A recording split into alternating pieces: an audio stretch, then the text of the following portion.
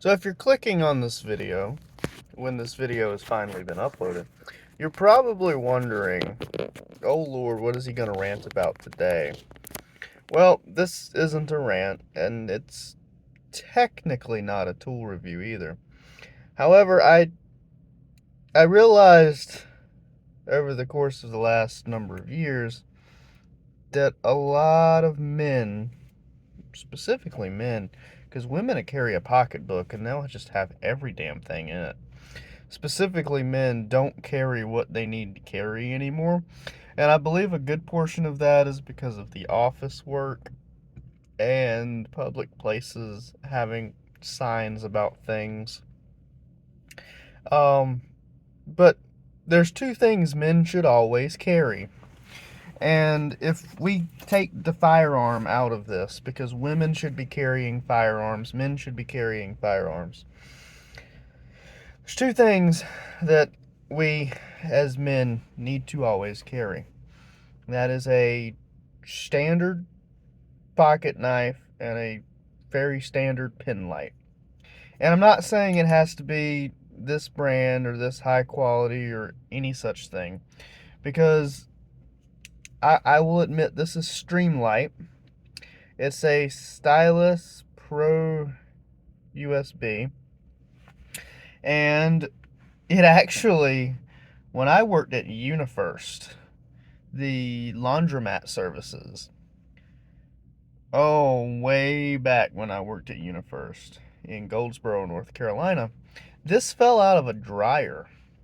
It had been washed with our chemical cycle in an industrial washing machine bigger than my minivan, and then dumped on a conveyor belt and then ran through 500 plus degrees of, well, closer to 400 degrees, but above 400 degrees, and potentially up to 500 degrees if the machine wasn't breathing correctly, of LP gas flame powered heating drying cycle. And it survived every bit of it and did not stay inside the load. It fell in the cracks of the machine, worked its way out the bottom, and fell to the ground. And when I was working on the machine, I found it. Of course, I mean, I'd love to have that coincidental thing where I'm like, well, damn, I wish I had a flashlight under here, and here it was.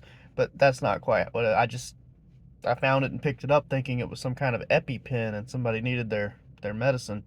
And when I saw it, I'm like, huh. And I, looked up the brand and tried to discover really quickly before charging it if it was safe to charge. And, well, I mean, the rest is history. I've been using it ever since. But AAA batteries can go in these. You can use just about anything to power one. Just you need one with you, because as a man, you don't usually let not being able to see stop you. If something's going on and you're trying to see in your backyard, or you hit something on the side of the road and you get out and look at the damage, or let's just say that the vehicle broke down and you're walking home and you hear some rustling in the trees, what's going on. And some more practical applications to it is, you're out, maybe backyard at a friend's house or something, so you're not near all of your stuff. And maybe there was like a grilling thing going on and the power goes out. You got your light, you know? And power does go out. I mean, I joked a few times that the Saw movies only make sense if no one ever has a power outage. And we know that could never have been filmed in California because of all their roaming blackouts. So, anyway, having a light can really help. It can help you see during just an inconvenience.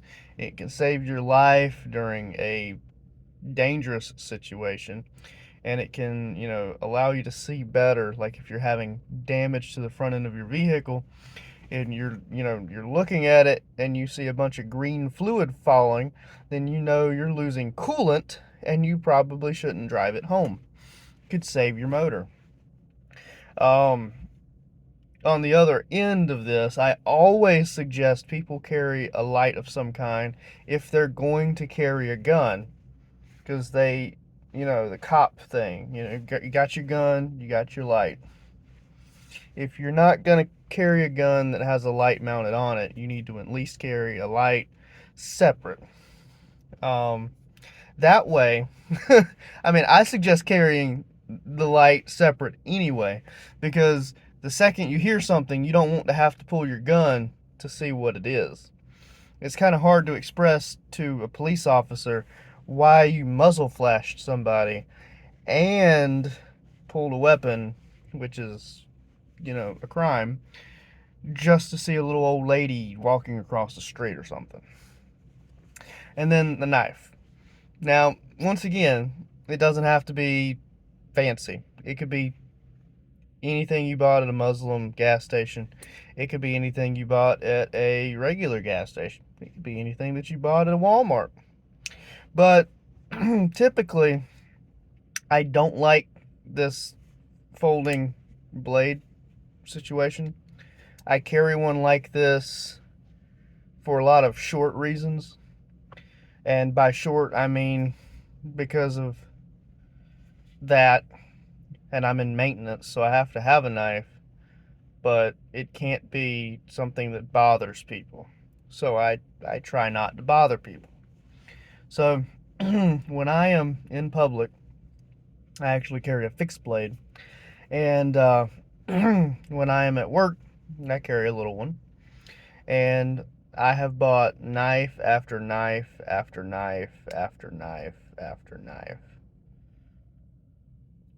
constantly for years on end. And my father, he bought me a Christmas gift of just the entire thing that you could buy on the Cutlery Channel.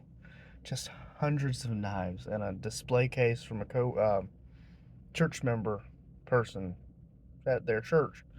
And I had like this display place to put a bunch of knives and this inside spot to stick a bunch of knives. And I've thoroughly enjoyed knives. I don't care for the folding. I've had them fail. The retention fails and then it comes across your hand because you're being rough with the knife. So that keeps me on edge, but it makes me think twice and be gentle while I'm using them. So maybe it's a good thing while I'm at work. But you may need to cut some rope or cut a hose on your motor. You may need to cut up an apple that you're eating. You may need to, cut a boot off of somebody's broken foot during a car accident. There's just no real telling what you might have to do. Your seatbelt. A lot of people don't realize this, but when you plug the seatbelt in, it is a mechanical latching process and it can fail. And then you can be absolutely stuck in your seatbelt.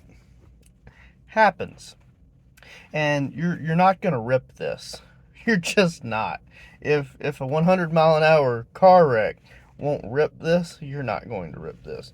You take your knife and you cut it, which I'm not going to simulate it, but I'm not going to cut that because I need mine until it breaks, in which case I'm going to cut it. They actually make really great window breakers. I know people are selling them with window breakers on them and everything in between. Well, what is a window breaker? It's a little point. You take one and you hold it. I would put the blade at the fat of your skin and not the fingers, for the reason that it folds. At least if it folds here, it's got a lot to fold into, but you're not hitting the bone and really making yourself hurt. And just shoom, directly straight flat into it, and it should break. If it's going to break, it should break. Of course, I guess I legally have to say that's not the intended purpose of a knife. Nothing I say should be considered legal advice or life-threatening advice, yada yada yada. Don't sue me. Um, but the knives can be used for that. You could be in the woods taking a poop because you were in the woods for whatever reason and now you got to poop. And you got long pants on and you got a shirt on that you can cut up a little bit. And now you got your toilet paper because you cut it up. You didn't have to leave without, you know, your entire shirt. You cut a portion out and, you can keep going. You can cut a pants leg off at the knee. Now you got two massive, pretty good size rags to wipe yourself with. And well, maybe you're not an outdoors person. Maybe you're not a mechanic and all this stuff, and you're not going to be outside when it's dark. Maybe you live in the city and you're always inside of an apartment, and the only thing that applies to you so far is the flashlight thing, and you don't have any friends, so you're not going to any cookouts, and you just don't see the point of a knife, especially if you're always at home and you've got your kitchen. Well, all of your kitchen knives are constantly used for food, and they're constantly being washed and all of this, and that's great. That's usually how a kitchen works. But let's say you're not, you know, in your home. You're at your office space, right? And I can't tell you to take a knife to your office space. I can't tell you to do anything. I'm not giving you legal advice, but you go to this office space and you end up in a active shooter event. Well, if you can break an automotive window to get out of a building, you can break a regular office window to get out of a building. So again, window breaker. Or, and this is this is just me being paranoid, but let's say you really had some car trouble, and I've had a lot of car trouble. So let's say you realize you don't have any radiator fluid in your car, and you get some water to pour into your car at the end of the day, and your office is right there. You can actually take your cup, like your coffee cup that they keep stacked up, and just cut down the side and then curl it together some and then nip the bottom. And now you have a funnel to pour your water in. You can also take those little cooler triangular shaped cups and just nip the bottom off if you have those. But you can't do this on wax paper unless you have like a pair of scissors or a knife.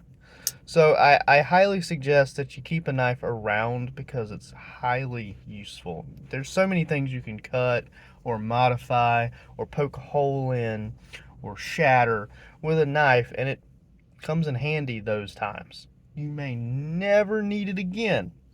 You may have never needed it before. But the minute you've got to get out of a window because of an active shooter event, it comes in handy. And I can't stress this enough, but I did a video or two about knife sharpeners.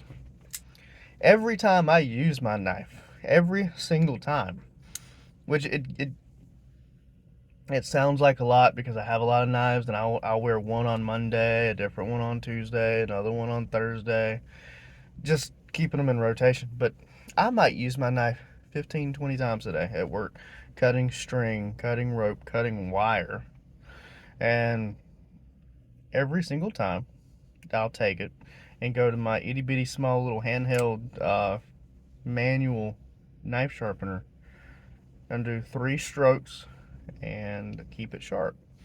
Because a knife that's not sharp is dangerous, and a knife that is sharp is as dangerous but less unpredictable. It's safer and it's easier to heal a clean cut than a ragged cut. And that's very highly Googleable, honest math and science there.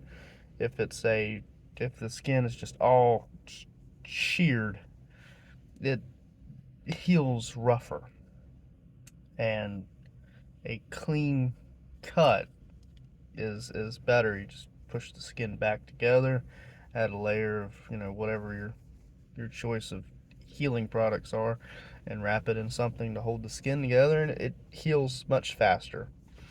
There was even, to my credit on this, a knife that had 3 blades side by side by side, and they insisted that the users probably never sharpened them because it would be extremely hard to get into the middle blade, and that the 3 blades, when ran so close together, uh, cause damage. It would be damn near impossible for it to heal with the science of the day. Nowadays we got liquid stitch. We can soak over all 3 of those cuts, and it will at least stop bleeding. But back in the day, if you had been sliced with one of those tri-blades, then it was practically a death sentence. You were, one, because people were trying to kill you in the first place, but 2, because when you were hurt, they couldn't stop the bleeding. So, anywho, my point being that you can find proof of this on the internet. So when you do use a knife, it may be worth keeping a knife sharpener around, but for uses, I only really suggest these. A knife, any knife that suits you and fits you, and a flashlight. And I will do a review on this flashlight. I'm not entirely sure when, but just keep in mind that a lot of my videos are slow. The pin light video has been a long time coming, if I haven't already done one, and I will check. But I mean, it's like, I might start naming off the months in my videos so y'all know how long it's been. Like right now, it's February 2023, and I honestly don't know how long it'll be till this video goes up. But while I have the time and attention, I think I'll just go ahead and upload it now. We'll see. Anyway, hope everything is going great for everybody, and hope y'all all the most amazing day possible. It's going to be a great year. Love you all. Stay safe. Bye.